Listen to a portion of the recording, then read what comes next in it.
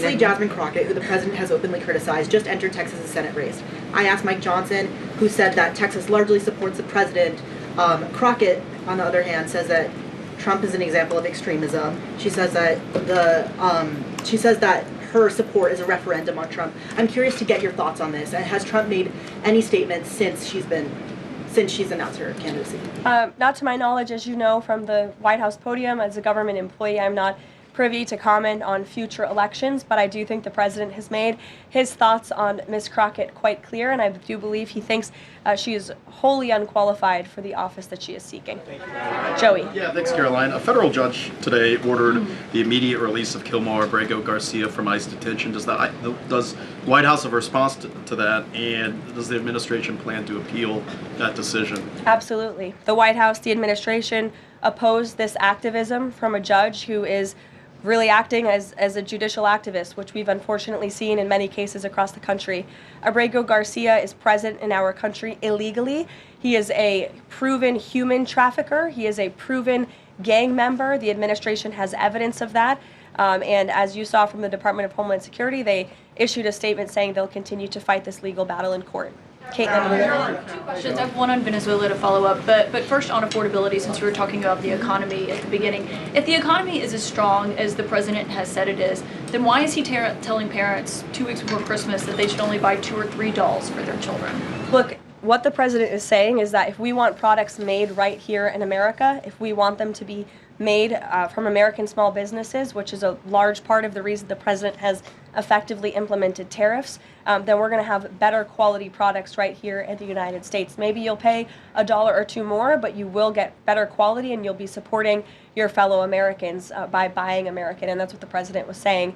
Again, with respect to affordability, every economic metric, Caitlin, and I wish you would report more on it, does in fact show that the economy is getting better and brighter than where it was under the previous administration. I will repeat, inflation as measured by the overall CPI has slowed to an average 2.5% pace. Real wages are increasing, roughly $1,200 for the average worker. Gas prices are down in almost every single state across the country. Again, in 22 states, it's below $275. You look at the tax cuts, those are going to go into effect next year. So the best is yet to come. The president is digging our country out of the economic hole that the previous administration put us in, and that's what he's talking about. It was a year ago, as you know, and grocery prices have been up. So we've covered the economy, but there's mixed signals in terms of what that looks like. But on inflation is down from where it was. As measured by the overall CPI, it has slowed to an average 2.5% pace. This is down from what the president inherited. The president inherited 2.9% in January. Today it's at about 2.5%. So we're trending in the right direction with more to come. And I would remind you, when President Trump left office in his first term, inflation was 1.7%. And the previous administration jacked it up to a record high 9%. So again, in 10 months, the president has clawed us out of this hole. He's kept it low at 2.5%, and we believe that number is going to continue to decline, especially as energy and oil prices continue to decline as well.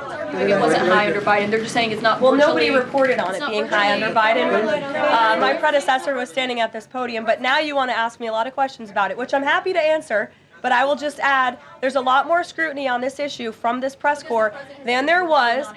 Well, and the previous administration said that too. My predecessor stood up at this podium and she said inflation doesn't exist. She said the border was secure, and people like you just took her at her word, and those were two utter lies. Everything I'm telling you is the truth, backed by real factual data, and you just don't want to report on it because you want to push untrue narratives about the president. Go ahead. I'm not going to take your follow-up. Go ahead. Is the White House optimistic about the upcoming redistricting vote in Indiana and what happens if it fails? We'll see how the vote plays out. That's a political matter and, frankly, a legal one, and I won't comment on it here. Brian. Thank you, Karoline. I'm going to go back to the Fed. I have 2 topics I just want to address with you. The first one on the Fed. The president did say yesterday that he was meeting with Kevin Warsh. This is your favorite story in the world, Brian. It is our favorite story. The president said yesterday he was meeting with Kevin Warsh to talk about the Fed chair, an interview for a Fed chair role. Can you just say how that interview went with him? I won't comment on private meetings without the president's approval to do so. And the second thing is on the Netflix Warner Brothers deal. The president did address this also yesterday. He said that he believes that the sale of CNN should be attached to that deal with Netflix or with with Paramount if anything happens down the road with them. Can you just explain what the president's planning to do going forward to continue to make that case similar to what he made yesterday? Well, I think the president's comments yesterday about the sale of CNN and new leadership is evidenced by my exchange with the CNN reporter in this room. Their viewership has gone down, their ratings has declined, and I think the president rightfully believes that network would benefit from new ownership. With respect to this deal, he has great respect for both companies who are bidding against one another, and I won't weigh in any further than that. In the back, go ahead. Thank you. I have two questions. I wasn't calling on either of you, but I'll take both your questions and then to you. Go ahead. I have two questions. One is South Korea, one on the Japan. First question, the recent U.S.-South Korea trade fact sheet made no mention of agricultural product. Does the United States want to completely open its rice and beef market to South Korea? And second question on Japan.